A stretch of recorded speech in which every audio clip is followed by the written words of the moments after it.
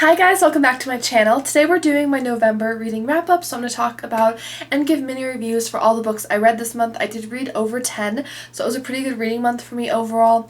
And unlike last month, which I'll link above, I had tons of DNFs and 1 stars last month, which is rather uncommon. And let's go and hop into our first book. So 2 books that I finished from the same series this month were from the Breadshop Mystery Series by Winnie Archer.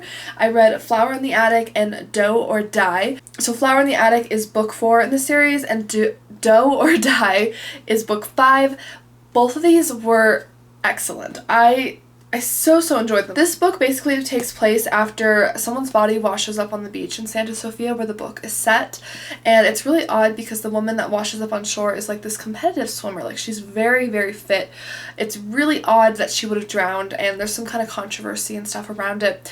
But basically the main character, Ivy, who is a freelance photographer and part-time bread shop assistant, obviously the bread shop ties in pretty well with the series, being that it's part of the name and everything. She's helping to cater the funeral and stuff like that, and she just starts to kind of sleuth around because some things are starting to get suspicious, basically. And this one was a 5-star. The other one was a 4-star, so I mean both were excellent. I love this series. I would strongly recommend it. There's I think 8 books out in total right now, and I've read the first 5 and they've all been 4 or 5 stars for me. I really love this cozy mystery series. But the ending for this blew me away. I mean, no spoilers at all on this, but it just, ooh, it was a punch to the gut. It reminded me of Crust No One, which is the second book in the series. That one also really hit me especially hard. Just the way everything came together was really good. The depth, the details, the clues sprinkled through. I mean, everything came together so famously, and it was just beautiful, and it was so like, it gave me shivers and stuff, like the motive and everything. It was so good. I don't want to say any more, but I would strongly recommend it. This one here, Doe or Die, was also really good. 4-star read, strong cozy mystery. This one features a reality TV like food show that actually wants to film on set at the bread shop. So they're interviewing different people, and including the bread shops. They have like this I don't think they specifically say the name on the back, and I can't quite remember it, but basically they have like a bread shop class. Alea Solis, she kind of takes women under her wings who are escaping from bad situations. Like Ivy, our main character, joined the class originally in the first book after she kind of escaped from a really bad divorce, and her mother had recently died, so people who are in like a really hard place. And she incorporates their cultures and stuff beautifully into the bread shop, like where she'll feature different dishes and breads from different people's cultures and encourage them to express themselves in that way. It's really beautiful. And this one, it was really good. It was a great book. Somebody basically dies on the crew of the TV show, and that starts the drama, and it's a great mystery. I really loved it. So those were excellent start. Oh, okay, so this next one was, I'm conflicted. So this is my second Ruth Ware book. I previously read One by One, and I actually really loved it. I know that's one that's kind of a miss for a lot of like hardcore Ruth Ware fans. Like, a lot of people don't like that one as much, but I really loved that one. I'll link the Thrillers vlog where I read that one if you want to hear more details on that book itself. But I recently read my second from her, which is The It Girl, which recently came out, and it was getting a lot of buzz. I was very curious about it, and it's a doozy. So basically The It Girl involves our main character Hannah, and the first person she meets when she enrolls in Oxford is her roommate April, who is the It Girl. She's very vivacious, she's wealthy, she is like very charismatic, magnetic personality, very bold, very loud, very assertive personality, like someone who catches your attention, basically, much like the title suggests. Unfortunately, her roommate ends up dying under kind of mysterious circumstances, kind of like an odd way to die, and someone actually goes to prison for her murder. However, and this is the clincher. So now it skips ahead 10 years, and we now have Hannah, and she is expecting her first child. Everything's, going pretty well. She's working in a bookshop, I believe, when she hears news that the man who murdered her roommate has died in prison. Now, at first she feels relief because she's been hounded by the press for such a long time over her roommate's death, because her roommate was somebody who's from like a very wealthy family, so there was a lot of buzz and news about this college student that died at Oxford. And basically She's relieved at first. However, she starts to get suspicious that this man wasn't actually responsible for her roommate's death. And she's starting to feel very guilty because her testimony is what was one of the main things that landed him behind bars in the first place. So she starts to kind of revisit past memories, talk to their close group of friends, and I loved the characters in this. I thought the characters were all very interesting, fleshed out characters. Their interactions with each other were very interesting, and this book kind of goes back and forth between the present and then the past, like college memories. So you start to kind of piece together the past as you're getting new clues in the future, which I thought the timelines were done very well. My critique of this is that the first half of this book, it was kind of slow going. And it didn't quite feel like a thriller because, at least from what I understand, a thriller is defined by the main character being kind of an immediate or very early on danger, whether it's psychological, mental, or physical, or a combination. That's kind of what I understand makes the difference between a mystery and a thriller, is that the main character is in danger in some way, and she really wasn't for a very, very good portion of the book. There really wasn't that feeling of danger or that she wasn't safe. I mean, she was psychologically going through a lot, but she didn't really have that safety aspect. So it was a little slower. It was more of a slow burn thriller, if that's a thing, which I feel kind of contradicts itself because thriller, slow burn doesn't quite go together in my opinion. However, if you go into it looking for an interesting mystery that really comes together in a thrilling, explosive way, and you like good characterizations, I think you'd enjoy this. I gave it 3.5 stars because of the pacing and the kind of slowness at the beginning. I kind of got a little bored at the beginning, even though I was enjoying the characters and stuff, but the ending and everything and how it came together, and it was really satisfying. So I still would recommend the book, but just know going in, it's not one of those thrillers that's immediately thrilling, I guess. I hope that makes sense. Let me know if you can relate to that. If you've read a thriller that was definitely more of a slow burn kind of a thriller. Let me know. But this book, I'd still recommend it. I think it's good. I would just note that it's not quite as fast paced as a lot of thrillers I've read. The next one I want to recommend that I really enjoyed this month was Death by Bubble Tea. This is by Jennifer J. Chow. It is my library's copy, so I'm just covering the name up there. This was great. I really, really enjoyed this. This is the first book in the series, the LA Market Mystery Series, and basically we have our main character, Yale Yi, and she is working in a bookshop when she suddenly loses her job, and she finds out from her father in the same time period that her cousin from Hong Kong, Celine, is coming back to visit, and she's not super excited about it because they've never been very close. And Celine is a social media influencer, which Yale has some stereotypes against, which I think a lot of people do. But she ends up actually kind of bonding with Celine because her father says, well, why don't you guys, open a food cart at this local festival that's weekly, I want to say. Yeah, running a food stall together at the Eastwood Village Night Market. And Yale hasn't cooked in a long time. She's not sure what Celine's skills are, but it turns out they're actually a good team, and Celine's really good at marketing the stall that they're at and also just presenting things beautifully and really talking it up. So she's kind of a natural-born salesperson because of her social media experience, and Yale is a great cook. So they're having a good time until somebody at the market actually ends up dying, and one of their beverages is actually found near the victim. So they're kind of an immediate suspect, and so they start to delve into the mystery together. It's just really engaging. It's a great family bonding mystery, because you have these two cousins who are from very different worlds. They have very different interests, but they really end up bonding together, and it's very heartwarming. I also really appreciated, as someone who who does YouTube, so I'm not saying I'm an influencer, but I do, I like content creation, right? And so I think people have a lot of assumptions about that, and I appreciated that the author really fleshed out Celine as a character, and it wasn't just her social media job, that was her only personality trait. I find that sometimes in different books and stuff I read, if someone has a social media related job, they're kind of just written off as a very shallow character, and that's it, which is kind of disappointing. I'm not saying there aren't people who could be like that, but when it's like that all the time, it's kind of frustrating, and it just feels like, you know, they're leaving stuff on the table that they could be exploring. So I really liked this. I thought the two cousins together were really interesting. I thought the mystery was well put together. I thought it was entertaining. I thought it had a good pacing and everything. So I think I gave this like a strong 4 stars or so. I would definitely look forward to the next book in this series, and I'd recommend it. Speaking of cozy mysteries, I was a little disappointed with this one. I had really high hopes for this, and it wasn't bad. It's a 3 star. It's just average for me. It wasn't anything special. I feel like there was really some things that could have been developed more, and I felt like the writing was really like, it kept over explaining everything, is how I kept feeling when I was reading.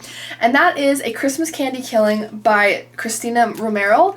And I was so excited about this. I actually did a whole animated segment in one of my new release videos for this, so I'll link that above if you want to check it out, because I think the animation's really cool if you want to hear like a good plot synopsis. But this is the first book in the Killer Chocolate Mystery Series, and I was really excited for this. I waited, I had it on hold at my library, and basically it involves 2 twin sisters, and our main sister that we're following is Alex, and then her twin Hannah. They run a murder and mayhem bookshop and like chocolate shop, and the chocolates are all themed for like poisonous, like different themes. So there's like an arsenic candy, there's like a belladonna candy, like you get the point. It's a fun theme. I loved the setting. I will say the holiday vibes for this were excellent, so I will probably mention this in like a recommendation video, because it was still a very holiday, like a very strong holiday cozy that gave me all of those warm vibes that I really wanted. Had lots of Christmas activities, Christmas caroling, Christmas decorating, all of those good things. So I would recommend it for that. My beef with it was mostly that there was just something off with like a little bit of the pacing that left it feeling a little bit slow sometimes. And then I felt like some of the scenes, the character would make a realization and they would just kind of over explain it again, like they would just keep going as if like the audience wouldn't pick up on something, but it wasn't like something that I found very hard to pick up on, so it just kind of felt redundant. However, the mystery itself was good. I thought the reveal was pretty exciting. I did call who did it, but it was like, I thought it was well crafted. I thought the clues were laid out well. So I enjoyed it. I would definitely, like if book 2 comes out with this and it sounds like an interesting plot, I would definitely pick it up. So when I say 3 stars, that's not like the worst, like that's still good. Like I still had a good time reading this. I just want to make that clear. I enjoyed it. I thought the theme was great. I thought the sisters were great. I'm looking forward to seeing their plot lines and stuff develop. There's some interesting subplots that were laid out in this first book, and I love again the setting with the murder and mayhem mystery store and the nosy neighbors and everything. So it was very entertaining. So I would still recommend this if it was something you really thought sounded interesting in terms of the plot, or you were looking for a Christmas cozy. This was still a good one for me. I just felt like there was a little something off with the writing sometimes that kind of distracted me from the reading, but overall I still really liked it. That I might have just over-explained my explanation for that ironically, but that is how I felt about it. Overall, a good read, but not like it still lacked something for me, unfortunately. Okay, so another thriller I recently finished was Daisy Darker by Alice Feeney, and this one has been going crazy on BookTube and everything because it's one of the Book of the Month picks from like a month or 2 ago, and I was very excited for this. Basically, this takes place, our main character we're reading from the perspective of is Daisy Darker, and her family is basically gathering on this remote island. It gives very much like And Then There Were None vibes, like with the dark, stormy weather, the like remote island, and the family is gathering there because I think it's the grandmother's 80th birthday, or Nana, I believe is how they call her. It's her 80th birthday, and they want to gather together. They're not really a close family in any way, but they want to gather together for this big celebration, and it's so dramatic. The setting gave me chills. I really, really enjoyed this. I'd give this like a 4.5 stars. Like it was really a solid thriller. I really, really enjoyed it. I did not call it at the ending. I felt like there were so many shocks that I didn't see coming. I was just sitting there like floored. I absolutely loved it. I thought the characters were all very interesting. I thought they were fleshed out. I liked hearing about their different backstories and motivations because you have Daisy and like her siblings, you have like her parents are there, you have the Nana, and you have her niece as well. And there were so many layers to this, and slowly, people start to die, kind of like And Then There Were None, or like One by One by Ruth Ware. Like, people start to slowly die. They're cut off from everyone else because they're on this remote island.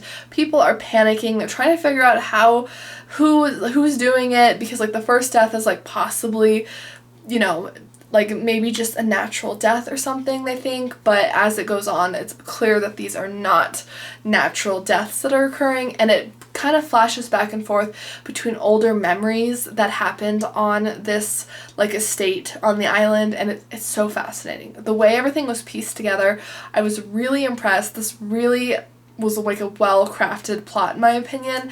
I was completely shocked by the ending. I have heard of some thrillers or movies with an ending like this, but I've never personally read one, so for me it was a very novel, like, wow, like I had no idea this was coming.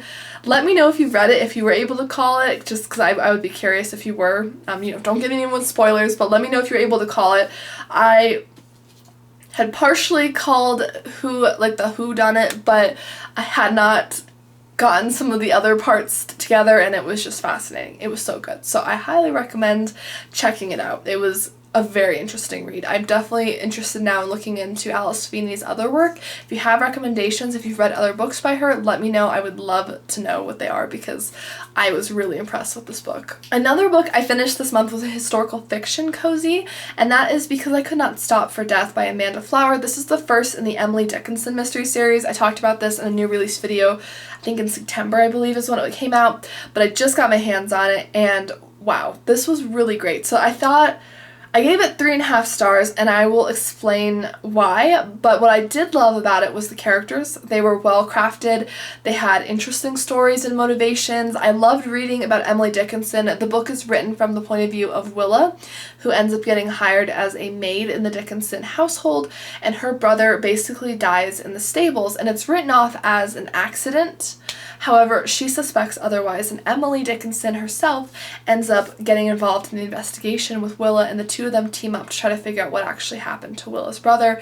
And it goes deep. There are so many interesting connections, a lot of interesting history. I don't know if it's all 100% accurate. I'm not a historian, but it seemed believable enough. It was interesting. It was engaging. The setting was great. The biggest reason I knocked it down maybe a star is that I thought the mystery, the conclusion was a bit obvious, and it wasn't, I can read a book and if I call who did it, but the reveal is still exciting and reveals a little bit more and it's well done, that doesn't affect my rating, because I want a mystery that I can potentially solve. I mean, if I solved every single one that an author came out with, I'd be a little disappointed, but if I solve the occasional mystery, then that's exciting. It keeps me the dangle and the carrot in front of me, basically, right? But this one I thought it was really kind of obvious who did it from an early point in the book, in my opinion, and the herrings and stuff really never caught my attention or swayed me at all, and I was a little let down with the mystery. I felt like it could have been maybe a little more complex or maybe a little trickier to solve or something. It was just a little too simplistic. However, the historical context, the characters, and everything were really delightful. I'm not sure if the next book in the series will be told from Willa's point of view as well. I don't know if the two of them will be the tag team permanently, or if it's just that each mystery will be involving Emily Dickinson and another person. I'm not sure. If you know, let me know. I haven't seen anything about the second book because this one just came out, so I don't know. But I would overall recommend it. If you like historical fiction, if you like Emily Dickinson, there's some great references and things to her work in there. So I really enjoyed it overall. I just found the mystery just a little too simple. Another historical fiction I'm really getting into my historical fiction here, is In the Market for Murder by T.E. Kinsey. This is part of the Lady Hardcastle Mystery Series. It is book 2 in the series. This is a full-length novel. The first one I read was the self-published version, so it's actually broken into 4 short stories, but if you read the first book now, it's actually 1 novel. But this is the second book in his published, traditionally published series, and it is a full-length novel, and it was so entertaining. Basically, we have our 2 main characters in this, Lady Hardcastle and her maid Armstrong, or Flo, and she is Florence or Flo, I believe they interchange it. They are the wittiest duo. I am so highly entertained. They're close friends, but then they have a servant lady dynamic. They can both sleuth in different like circles and stuff and get different information because of their status in society, one being a maid and one being like a well-respected lady and whatnot. So it's really interesting to see that dynamic. I liked learning about some of the historical tidbits from the time. Basically with this one, a local farmer ends up dying in a pub and he is found face down into a pie, like a very dramatic death. And so Lady Hardcastle and Flo end up going on the case.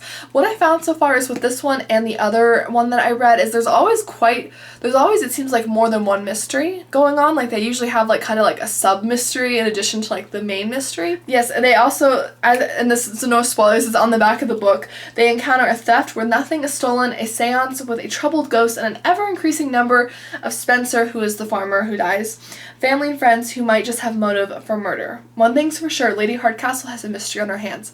Highly recommend this. My favorite part of this series is that a lot of the mysteries do feel very Agatha Christie-esque. Like they have that complexity to them. They have like the exciting reveal at the end where it's like, wow, like you're kind of overwhelmed with how much detail is in it, which is really entertaining. They have the historical setting and it's great. And the banter between Lady Hardcastle and Flo are incredible. I absolutely love the two of them. I would strongly recommend the series. I cannot wait to read book 3. I'm sold. This series is great. So I have Hitting the Books by Jenn McKinlay. This is another addition to the Library Lovers Mystery Series, and if you've watched my channel at all, you know I love the Library Lovers Mystery Series. Basically, it takes our main character, Lindsay Norris, who is a librarian director at Briar Creek, which is like this seaside, coastal, like kind of Cape Cod, Massachusetts, like kind of town. I don't know if it specifically says where that is, but it's on the coastline on the east coast, and it's just the most beautiful setting. Absolutely beautiful. Lindsay is a really sharp sleuth. She uses a lot of her librarian skills to dig up additional information. A lot of the series involves mysteries that involve books in some way. There's also a lot of cold cases in the series, which I really like, where there's like a past and present. This one was a very, very interesting one. I really don't want to say much about the plot because I feel like it could give something away potentially, but I would just recommend, if you have not checked out the series in general and you like cozy mysteries, if you like cozy mysteries, I feel like you would like this mystery. It's a great one. Last but certainly not least, I actually read the Madame Chic series, which is written by Jennifer L. Scott. I will link her YouTube channel down below because I found it to be just very interesting, very informative, so you can check out some of her content first on there if you're curious about the subject matter. But basically, there's a couple titles. I read Lessons from Madame Chic, Polish Your Poise with Madame Chic, and At Home with Madame Chic. And this is basically a collection of writings that's basically part memoir about Jennifer's time in France as a young woman, where she was like doing like a study abroad project, I believe, through school, and she ended up living with this family who she has dubbed the Chics because of the way they lived. And then it's also talking about the lessons she learned in France about kind of living a more formal life. And that doesn't mean like putting on like a ball gown every day or something, but it's just about celebrating every day with added a little, just something special, you know, dressing for the day. Like I feel like in America, like our culture, it's very, very laid back and casual, right? Like it's not uncommon to go to the grocery store, at least where I live, and people are in workout clothes, and there's nothing wrong with that, you know. That's their prerogative, but some people will even be in pajamas. And she just talks about, you know, living and celebrating the best you can every day, and like little tips and tricks to do so. And if you're interested in that kind of thing, it's just about like living the best life you can with the things you have. Kind of you know, it encourages less consumerism in some ways as well. It talks about living smart, living like a more budget conscious life by just enjoying what you have, taking care of what you have. I mean, it kind of covers all parts of everything. I personally read the Lessons from Madame Chic first, and I would recommend that one. The Polish Your Poise is more about like fashion, style, and like how to really, you know, just put yourself together more. And like I find, for me at least, I work from home, and it would be very easy to stay in my pajamas every single day that I don't go out. And unfortunately, though, that doesn't leave me like feeling the best. You know, you don't feel as put together. You know, you don't want to suddenly make plans and leave because you're all cozy and like you'd have to get dressed then. And I don't want getting dressed or, you know, sitting at the table for a nice meal that I made. Like, I don't want that to feel like, you know, that's like a special occasion. Like, I want that to be something I do on the day-to-day. I don't know if I'm quite explaining everything correctly, but it's about just celebrating your life and not saving everything that you have, like your best, for those special occasions that happen either never or very infrequently. Like, I feel like we all have, you know, that really cute shirt or dress that we love, but we only wear it like once in a blue moon because we don't want to like ruin it. But it's like, life is meant to be lived, and I want to like enjoy things now. You know, I want to wear like my cute tops every day. Like, I want to feel good about the way I'm presenting myself. I want to feel good about how I keep my home and how I just, you know, tend to things. And so it's kind of it talks a lot about a lot of different things. There's some sections on parenting, which I did skip just because I'm not a parent myself. But in general, I thought it was really interesting. I liked hearing about how a different culture really lives and puts themselves together, cooks, you know, shops, like puts everything together in their life. I found that to be very interesting. So there's a lot of practical advice. I found it really interesting. Thank you guys so much for watching. Please hit subscribe. I do upload new book content every single week on this channel, especially in the mystery, thriller, historical fiction genres. I mean, I do obviously read a couple other genres and throw them in here and there, but those are the main ones. If you like mysteries, you'd love this channel. So definitely hit subscribe. My name is Amy Marie. Thank you again for watching. Please leave me a comment down below. What did you read this month? What were your thoughts on it? Have you read anything that I read this month? And what were your thoughts on it? I'd love to hear your opinions, even if they were vastly different than my own. That's one of the best parts about talking about books, is just hearing different opinions on them, in my opinion. So I'll see you guys very, very soon. Thank you again, and happy December. Bye!